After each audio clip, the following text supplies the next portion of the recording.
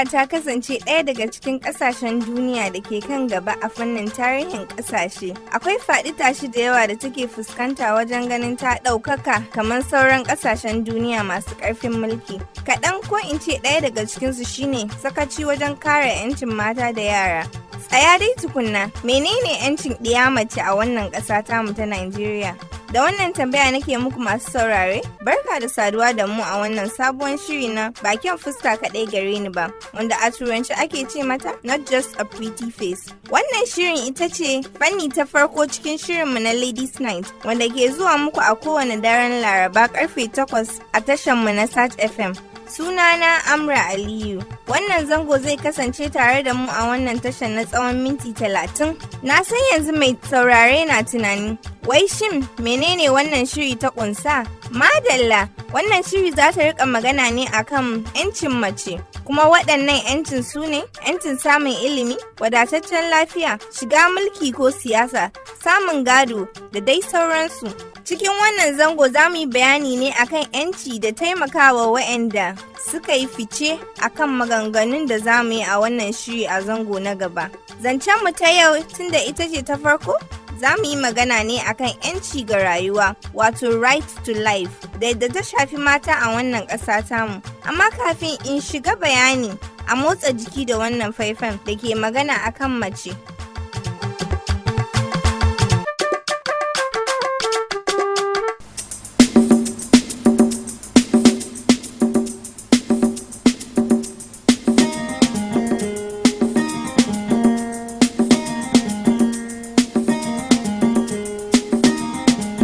Uwa ku bare na mata, yan uwa ku bare na mata, mata iyayenmu ne su, mata iyayenmu ne su, yan uwa ku bare na mata, yan uwa ku bare na mata, mata iyayenmu ne su, haka ne, mata iyayenmu ne su, mata iyayenmu ne su, dole ne mu san girmama su, dole wata guda so tara daidai, ku dubi yunkurin haifa 'ya'ya, kun ga su suke haifa 'ya'ya, suke wanke 'ya'ya, suke runguma 'ya'ya, suke goya 'ya'ya, har yara su girma. Ba shakka, yan uwa ku bare na mata, yan uwa ku bare na mata,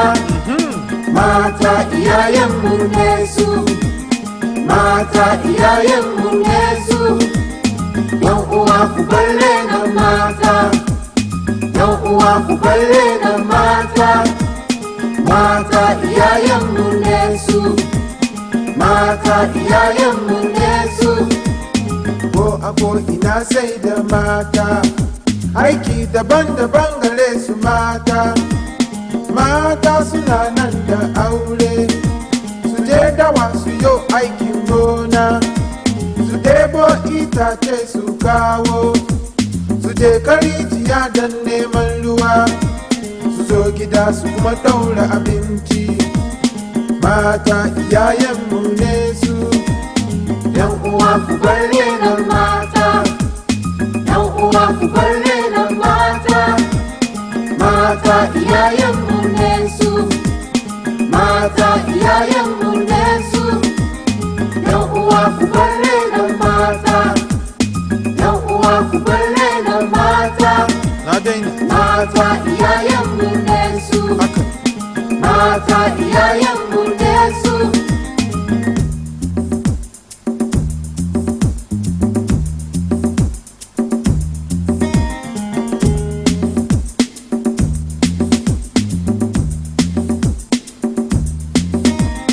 mata suna tukin jirgi, suna aikin ofis, suna aikin soja, suna aikin karfi, dole ne mu san girmama su, za a ci gaba sai da mata, mata suna da soyayya, shi yasa suke lallaba mu, ko a ko ina sai da mata, har gidan kama sai da mata. Yan uwa ku bare na mata, yan uwa ku bar renon mata. Mata iyayenmu ne su, mata iyayenmu ne su.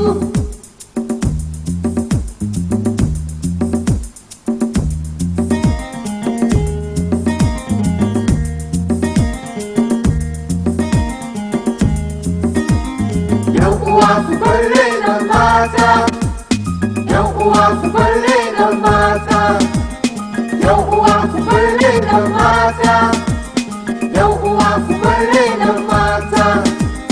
Mata iyayenmu ne su, mata iyayenmu ne su, mata iyayenmu ne su, mata iyayenmu ne su. Yan uwa ku bar renon mata, yan uwa ku bar renon mata. Mata iyayenmu ne su, mata iyayenmu ne su. Yan uwa ku bar renon mata, yan uwa ku bar renon mata. Mata iyayenmu ne su, mata iyayenmu ne su.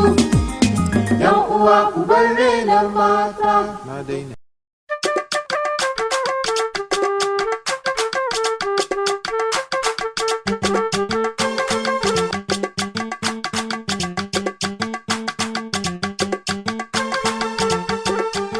Da fatan kun ji daɗin waƙan. Kada a manta wannan ita ce zango ta farko a wannan shiri, kuma kamar yadda na yi bayani a baya, za mu tattauna ne akan 'yancin mata. 'Yanci dai wani ƙarfi ne ko rigakafi ne da kundin tsarin mulki na ƙasa ta baiwa tabbaci ko wurin warware matsala a kotu. Daraja 'yancin nan kuma yana nufin ba da cikakken haƙƙi ga mutum. A cikin wata labarin shela, kamar yadda zan karanto muku tana faɗi cewa an halarci dukkanin ɗan adam ne ba tare da an bambanta su ba wajen ilimi, amma yanzu zan yi wa wannan maganan kwaskarima kaɗan. Idan mun lura da kyau za mu ga cewa samun gatan yin wani abu dai wata abu ne da za a iya ɗauke wa mutum cikin lokaci ƙanƙani, amma kuma ana kiransa 'yanci duk da haka saboda kariya da kuma kawo zaman lafiya a tsakanin zamantakewa. Kaɗan daga cikinmu ne suka san 'yancinsu, waɗanda kuma suka sani gani suke cewa to suna dai da 'yancin samun wadataccen muhalli ko kuma a biya su haƙƙin wata aikin da suka yi wa wani, amma ta wuce haka. Muna da 'yancin samun ilimi, kulan lafiya da yin zaɓe ko a zaɓe mu. Wai har maƙoshina ta bushe, ga wannan saƙon kafin in sha ruwa.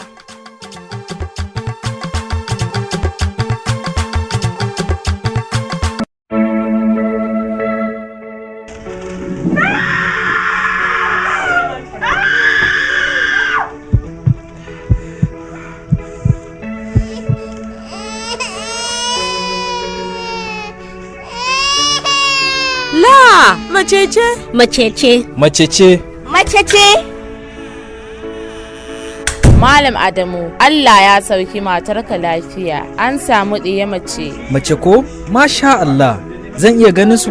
Babu shakka, za ka iya ganin su. To, mu je.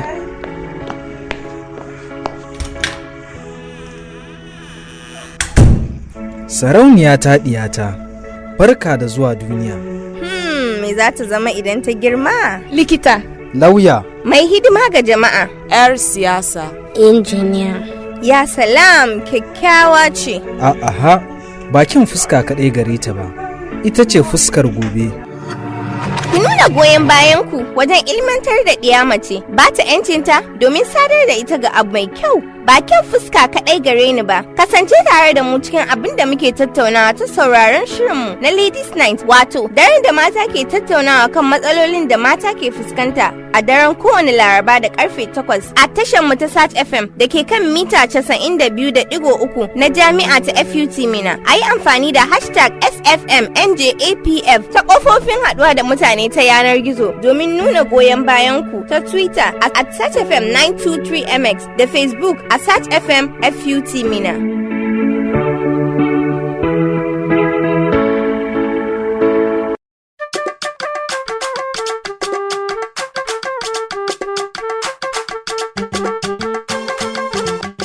Har yanzu masu sauraro kuna tare da mu ne a zango na farko ta shirinmu na bakin fuska kaɗai gare ni ba, wanda yake wani yanki ne da aka gutsuro daga wata shiri da ake kira Ladies Night.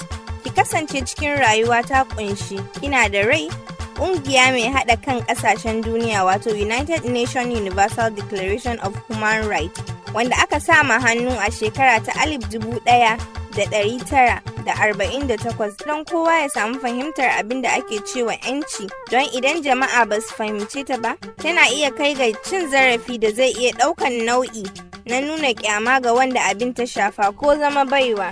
Tarihin baya ta nuna cewa wannan 'yancin da muke ta magana a kai an fara ta ne daga kan wani jarumi bayan wata yaƙi, sai ya sallami bayansa kuma ya yi sanarwa da faɗin mutane na da 'yancin bin addinin da suke so a maimakon 'yancin da ake da su a baya, na cewa kafin ka sami 'yanci sai ka fito daga babban gida. A wata sashi kuma na kundin tsarin mulkin Najeriya ta yi bayani ne akan 'yancin mutane kamar haka.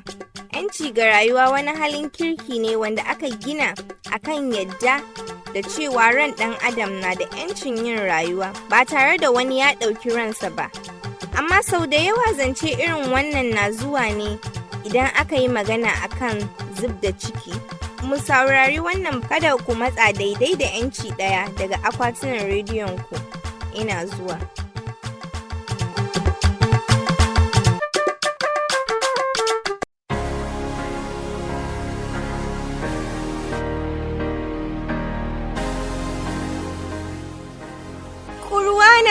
A matsayina na ɗiya mace ya tafi. Mace da ke cikin gangan jikina an karya, an yi watsi da shi kamar sarƙa da ta tsinke. Gatana maza ba su gani saboda sun yi lalata da mata da yawa masu jinsi ɗaya da ni. Duk da haka ana gani ni ce da laifi. Wannan abu da mutane ke yi ta ɗauke ido a musguna min da ake yi don a biya buƙatu na sha'awa. Mace da ke cikin gangan jikina an lalata, ba ta da wani amfani a gare ni. Kuma ba kwa gani abin da nake fuskanta aikar ku ce? Shin raunita ba ta isa ku gane cewa ba abin da ya rage min da zan yi alfahari da shi ba? Mace da ke cikin gangar jikina ta tafi ta bar ni, ƙurwata an gurbatar da ita. Na zama kamar kanari da aka kulle cikin keji kuma aka hana ta tara.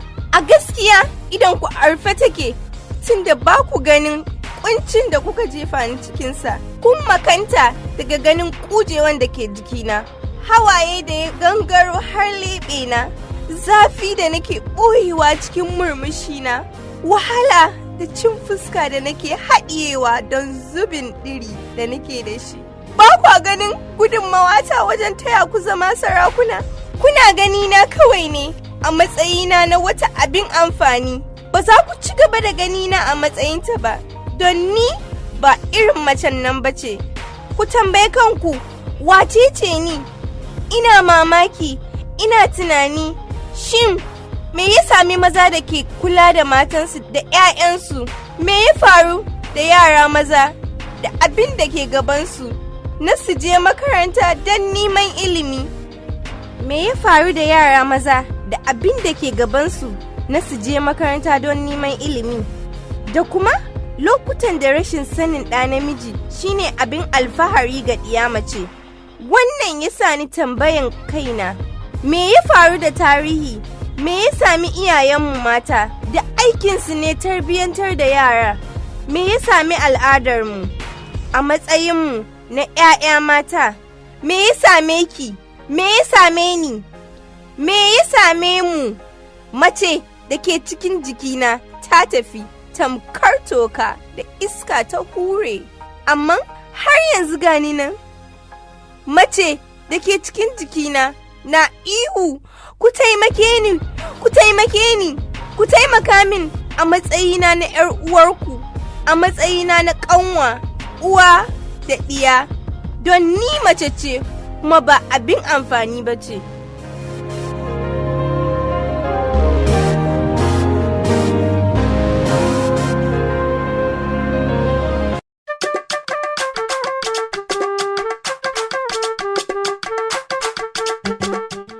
Da fatan mun ƙaru da ita. Maganan yau taku ce, inda muke magana akan 'yanci ga rayuwa. Ya kamata gwamnati da masu unguwanni ne za su sa ido wajen ganin cewa an baiwa kowa haƙƙinsa. Amma sau da yawa dukkanmu mun yi sakaci, musamman ma gwamnati. Idan muna bin labarai za mu ji an jefa bom a wuri kaza ko ana tashin hankali a wuri kaza. Wannan na nuni ne cewa ba mu girmama rayuwar 'yan uwanmu ba, ko kuma a'a ina da kaddara kaza kusan shekara 10 kenan kuma har yanzu yana tare da ni. Mata sau da yawa suna fadawa cikin haɗari, kamar a musu fyaɗe, kai wani sa'in ma har su rasa ransu. Yara mata na kawo kukan an musu fyaɗe amma ba a ɗaukan kowane mataki. Mu saurari wannan saƙon.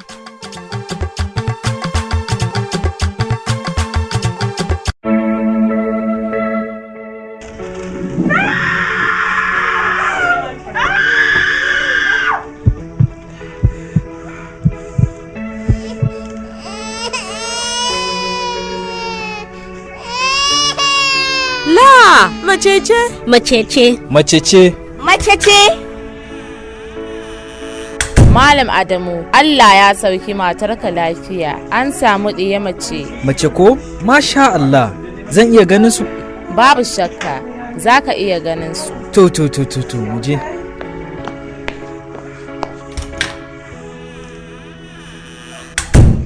Sarauniya ta ɗiyata, barka da zuwa duniya. Me za ta zama idan ta girma? Likita. Lauya. Mai hidima ga jama'a. 'Yar siyasa. Injiniya. Ya salam, kyakkyawa ce. Aha, bakin fuska kaɗai gare ta ba, ita ce fuskar gobe.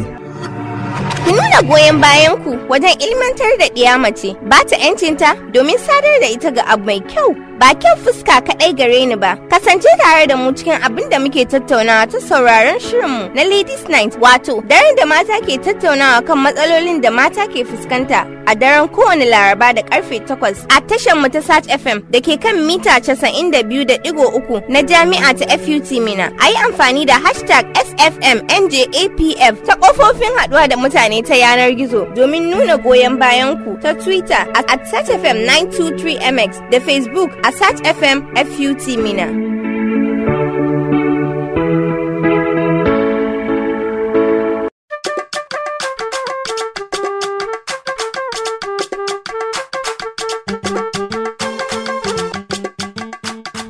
Har yanzu mai sauraro na tare da mu ne a shirin ba kyan fuska kadai gare ni ba. Shiri da zai wayar da kan jama'a, musamman ma mata, kan sanin 'yancinsu da kuma hanyoyin da za su iya bi don a kwato musu haƙƙinsu. Wannan shiri, kamar yadda nake kawo muku a yau cikin zango ta farko, shirin za ta rika zuwa muku a kowace Laraba da karfe 9 na dare. A cikin shirin kuma akwai dama da idan mata suka yi sa'a ta shiga gasar za su samu garaɓasa na koyon fasaha. Halartar taron ƙarin ilimi a cikin wannan ƙasa tamu ta Najeriya, kai hadda ma ƙasashen ƙetare. A yau na zo muku da dama guda biyu. Na farko ita ce The Shell Incentive Food Scholarship Program. A tsarin kamfanin Shell tana ba da tallafi ga 'yan makaranta mata da suke jami'a don biyan kuɗin makaranta da takardu. Mace mai son shiga daman ya kasance tana jami'a, sa'annan kuma tana da CGPA na 3.20. Idan aka yi nasara a wannan dama, za a iya samun kyautan dala 5,000 a kowane shekara. Za a rufe shigan wannan dama kuma a 1 ga watan Fabrairu shekara ta 2017. Dama ta biyu ita ce ta Moremi Initiative for Women Leadership in Africa. Wannan tsarin tallafi na tsawon shekara 1 ne kacal. Wadda suka yi nasarar samun daman kuma za su ci gaba da samun tallafi na zuwa makaranta ko a samu aiki na dindindin. Mai shiga wannan dama ta kasance 'yar shekara 19 ce zuwa 25, kuma tana da abin shaida na ba da taimako cikin al'umma. Za a rufe daman shigan wannan gasa ce a rana ta 18 ga watan Maris shekara ta 2017. Mace mai kwaɗayin shiga wannan dama ta yi sauri ta aika da abubuwan da ake bukata na shiga daman don samun nasara. Za ni hutu na rabin lokaci a daidai wannan sa'i. Idan na dawo kuma zan kawo muku bitan abin da na faɗa daga farkon shirin ga waɗanda ba su samu daman sauraron shirin daga farko ba.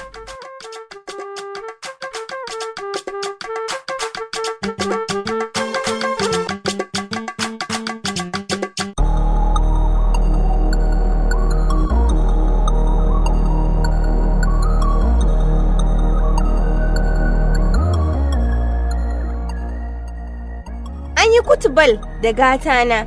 Daga lokacin da aka haifo ni zuwa duniya, kyawuna a matsayina ta ɗiya mace ba a gani.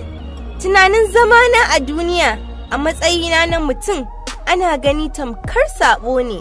Zuwa cikin duniya da ganin ganyayyaki kore da shakar iskar duniya da aka haifo ni ciki don ina ɗiya mace. Sun yanke shawara kan jinsina, suna kukan cewa wayyo mace ce tana da rauni. Ba tare da taimako ba, suka jefa ni cikin wata ƙangi na rayuwa da ke juya ni kamar talgin tuwo. Saboda kuncin da na shiga, rayuwata ta mutunci ta mace, saboda jinsi na ta ɗiya mace, sau da yawa saboda nuna bambanci da mutane ke yi ta jinsi. Wannan waka ta alfahari na jinsin ɗiya mace ba ta da tasiri kuma. Yanzu da ƙarfi na fiye da yadda nake a da, ina da 'yancin yin rayuwa kamar sauran jinsi. A matsayina na ɗiya mace, an ƙi ni, amma ƙin nan ta zame min alkhairi. Ni ɗiya mace ce, kuma zuciyata ta ƙarfafa, kuma ina da 'yancin yin rayuwa, in shaƙi iskar duniya don ni ɗiya mace ce. Fassarar Amy the Poet.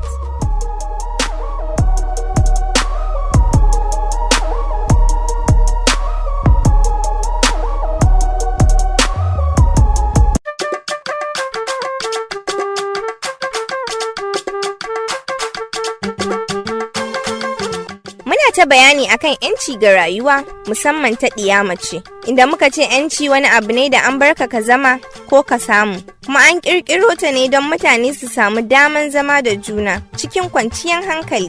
Muna roƙo don Allah mu je mu binciki menene 'yancin zama na ɗiya mace. Da wannan tambaya muka je tituna don tatso bayanai daga mata akan 'yancin da suka san cewa babu wanda zai cuce ni, na san 'yanci na. Da bayanan wannan matan zan bar ku, sai kuma idan Allah ya kai mu mako na gaba a wata zangon mu na bakin fuska kaɗai gare ni ba. Kafin nan ki tunani mai zurfi, a matsayinki na ɗiya mace, menene 'yancinki?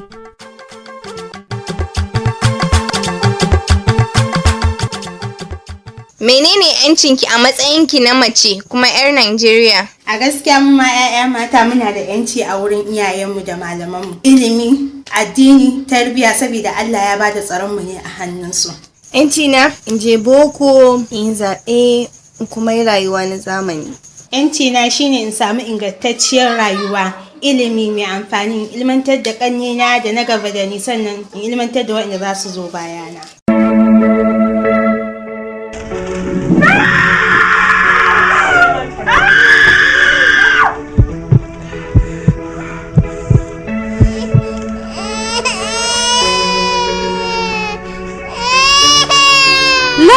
Macece? Macece. Macece. Macece. Malam Adamu, Allah ya sauki matarka lafiya, an samu ɗiya mace. Mace ko? Masha Allah, zan iya ganin su? Babu shakka, za ka iya ganin su. To, mu je.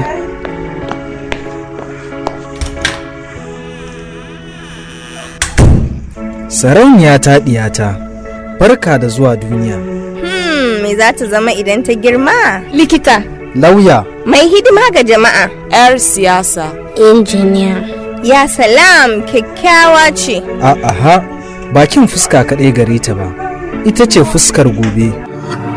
Ku nuna goyon bayanku wajen ilmantar da ɗiya mace, ba ta 'yancinta domin sadar da ita ga abu mai kyau. Ba kyan fuska kaɗai gare ni ba, kasance tare da mu cikin abin da muke tattaunawa ta sauraron shirinmu na Ladies Night, wato daren da mata ke tattaunawa kan matsalolin da mata ke fuskanta a daren kowane Laraba da karfe 8 a tashar mu ta Sat FM da ke kan mita 92.3 na Jami'a ta FUT Mina. A yi amfani da hashtag SFMNJAPF ta kofofin haɗuwa da mutane ta yanar gizo domin nuna goyon bayan ku ta Twitter at SatFM923MX da Facebook a Sat FM FUT Mina.